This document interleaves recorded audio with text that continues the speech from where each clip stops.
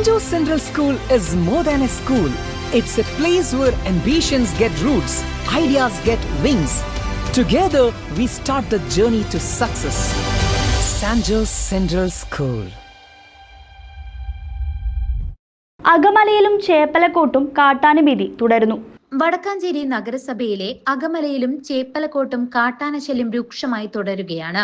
ഒരിടവേളയ്ക്ക് ശേഷം വീണ്ടും ജനവാസ മേഖലയിലിറങ്ങിയ കാട്ടാനകൾ വ്യാപകമായ കൃഷിനാശം വരുത്തിയിരിക്കുന്നത് പ്രദേശവാസികളെ ഭീതിയിലാക്കിയിരിക്കുകയാണ്.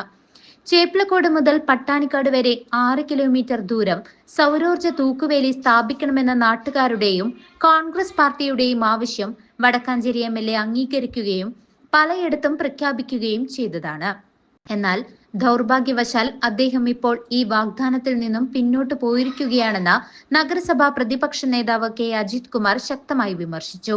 കേരളത്തിലെ വനമേഖലയുമായി ചേർന്ന് കിടക്കുന്ന പ്രദേശങ്ങളിലൊക്കെ തന്നെ വർഷങ്ങളായി മനുഷ്യ വന്യമൃഗ സംഘട്ടനം നടന്നുകൊണ്ടിരിക്കുകയാണ്. ഒന്ന്, കാട്ടിൽ ഭക്ഷണം കിട്ടാതിരിക്കുകയും രണ്ടാമത് വന്യമൃഗങ്ങളുടെ വർധനവും ഈ കാടുകളിൽ നിന്ന് നാടുകളിലേക്ക് തീറ്റ തേടിയും വെള്ളം തേടിയും ഇറങ്ങാൻ മൃഗങ്ങളെ പ്രേരിപ്പിക്കുകയാണ്. ഇവിടെ ഇപ്പോൾ ഏകദേശം ഒരു 3 വർഷത്തോളമായിട്ടുള്ളൂ വടക്കാഞ്ചേരി അകമല പ്രദേശത്ത് ആനകൾ ഇറങ്ങാൻ തുടങ്ങിയിട്ട്. അതിൻ്റെ പ്രധാന കാരണം നമുക്കറിയാം, മണ്ണുത്തി ദേശീയപാതയിലെ തുരങ്കം നിർമ്മാണം പൂർത്തീകരിച്ചപ്പോൾ പഴയ റോഡ് ക്ലോസ് ചെയ്തു. സ്വാഭാവികമായും അപ്പുറത്തെ വനപ്രദേശത്ത് നിന്നും പീച്ചി വാഴാനി കാടുകളിലേക്ക് വന്യമൃഗങ്ങൾക്ക് യാതൊരു തടസ്സവും കൂടാതെ ഇറങ്ങാനുള്ള ഒരു സംവിധാനമായി. അതിനെതിരെ അവിടെ തൂക്കുവേലികൾ നിർമ്മിക്കണമെന്നും കിടങ്ങുകൾ നിർമ്മിക്കണമെന്നൊക്കെ വലിയ ആവശ്യം ഉയർന്നു. അവിടെ അത് നിർമ്മിച്ചിട്ടുണ്ടെങ്കിലും വന്യമൃഗങ്ങൾ നിരുപാധികം ഇങ്ങോട്ട് വന്നുകൊണ്ടിരിക്കുകയാണ്. ഇപ്പോൾ ഏറ്റവും വലിയ പ്രശ്നം വാഴാനി തെക്കങ്കര പഞ്ചായത്തിൻ്റെ ഒരു വലിയ ഭാഗം, വടക്കാഞ്ചേരി നഗരസഭയുടെ വലിയ ഭാഗം, അതുപോലെ തന്നെ ചേലക്കര മേഖലകളിലൊക്കെ തന്നെ രാത്രി കാലങ്ങളിൽ സംസ്ഥാന പാതയിലേക്ക് ഇറങ്ങിക്കൂടി ആനകൾ പ്രശ്നമുണ്ടാക്കിക്കൊണ്ടിരിക്കുകയാണ്.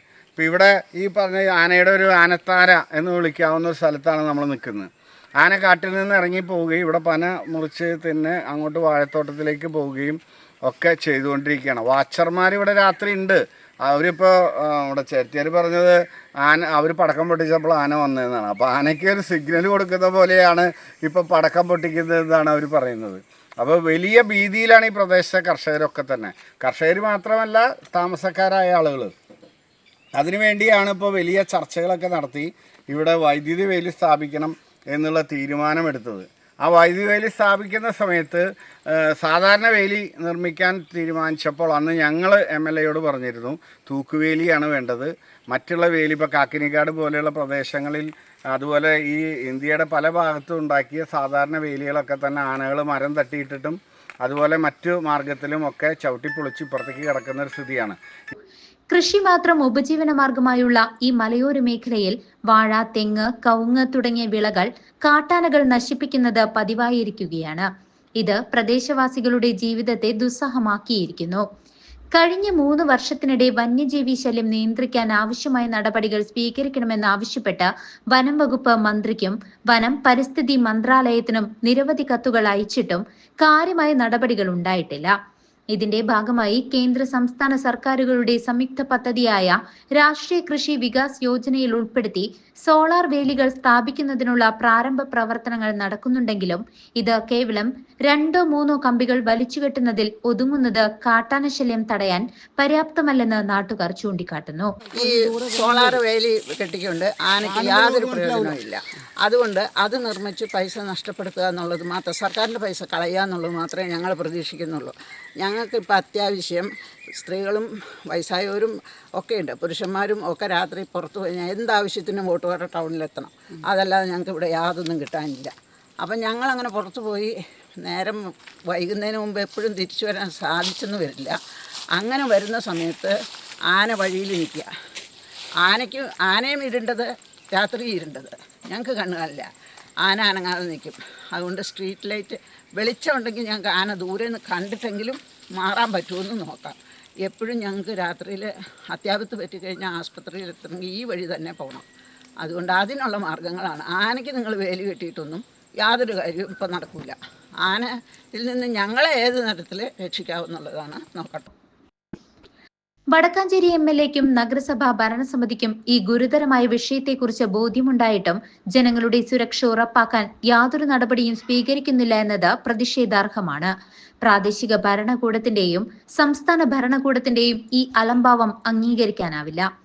അടിയന്തരമായി നഗരസഭയും MLAയും ഈ ജനകീയ വിഷയത്തിൽ അലംഭാവം വെടിഞ്ഞ് ജനങ്ങളുടെ സുരക്ഷ ഉറപ്പാക്കണം. അല്ലാത്ത പക്ഷം കോൺഗ്രസ് പാർട്ടിയുടെ നേതൃത്വത്തിൽ അകമലയിലെയും ചേപ്പലക്കോട്ടെയും ജനങ്ങളെ മുൻനിർത്തി ശക്തമായ പ്രക്ഷോഭം ആരംഭിക്കുമെന്ന് കെ അജിത് കുമാർ ഈ അവസരത്തിൽ മുന്നറിയിപ്പ് നൽകി. DCC സെക്രട്ടറി PN രാജു, മണ്ഡല Congress committee president Biju Ismail, division councillor Bushara Rasheed, block Congress committee secretary Shashi Mangalam തുടങ്ങിയ നേതാക്കൾ കാട്ടാന നാശനഷ്ടം വരുത്തിയ പ്രദേശങ്ങൾ സന്ദർശിക്കുകയും ദുരിതബാധിതർക്ക് ആശ്വാസം പകരുകയും ചെയ്തു. ജനങ്ങളുടെ ഭീതി അകറ്റി സുരക്ഷ ഉറപ്പാക്കുന്നതിനായി ശക്തമായ പോരാട്ടം നടത്തുമെന്നും നേതാക്കൾ ഉറപ്പു നൽകി. കെ അജിത് കുമാർ, പ്രതിപക്ഷ നേതാവ്, വടക്കാഞ്ചേരി നഗരസഭ DCC ജനറൽ സെക്രട്ടറി. വടക്കാഞ്ചേരി നഗരസഭ അകമല ചേപ്പലക്കോട് പ്രദേശത്താണ് ഇപ്പോൾ ഇന്നലെ ആന ഇറങ്ങിയിട്ട് ഇവിടെ കൃഷിയൊക്കെ നശിപ്പിച്ചിട്ടുണ്ട്. വാഴ, തെങ്ങ്, കവുങ്ങ്, അതുപോലെ തന്നെ മറ്റുള്ള വൃക്ഷത്തൈകളൊക്കെ നശിപ്പിച്ചിരിക്കുകയാണ്. അപ്പോൾ മിനിഞ്ഞാന്ന് കുഴിയോട് പ്രദേശത്ത് ഇറങ്ങിയിട്ടുണ്ടായിരുന്നു. അവിടെ ഇതുപോലെ തന്നെ കൃഷി നാശം സംഭവിച്ചിട്ടുണ്ട്. കൂടുതലായി പറയാനുള്ളത് ചേപ്പലക്കോട് ഈ പ്രദേശത്ത് വല്ലാത്തൊരു ബുദ്ധിമുട്ടുണ്ട്. ഇവിടെ താമസിക്കുന്ന ആളുകൾ നിരന്തരം ഒരു ബുദ്ധിമുട്ട് നമ്മളെ അറിയിക്കാറുണ്ട്. ലൈൻ വലിക്കാത്തത് കൊണ്ടാണ് പോസ്റ്റ് ഇട്ടിട്ടില്ല ഈ ഒരു വഴിയിൽ. അതുകൊണ്ട് നമുക്ക് ലൈറ്റുകൾ ഇട്ട് കൊടുക്കാനുള്ള ഒരു ബുദ്ധിമുട്ടുണ്ട്. അടിയന്തരമായി MLA ഫണ്ട് ഉപയോഗിച്ചുകൊണ്ട് ഇവിടെ വഴിവിളക്ക് സ്ഥാപിക്കുന്നതിന് വേണ്ട നടപടി നഗരസഭ സ്വീകരിക്കണം എന്നതാണ് എനിക്ക് പറയാനുള്ളത്. കെ അജിത് കുമാർ മുതൽ വേണ്ട കേട്ടോ. News desk CCV.